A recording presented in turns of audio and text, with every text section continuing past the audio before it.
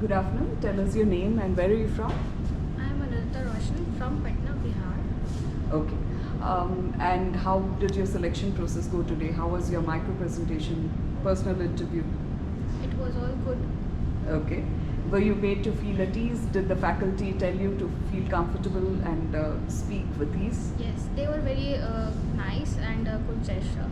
They just make the students feel comfortable, and the topics were also general topics. No, not a very hard one. Then they might not students are nervous. Have you completed your graduation in Patna? No, I have completed my graduation in Dehradun. Okay. What did you study there? I graduated in B.Sc in Aircraft Maintenance Engineering. I see.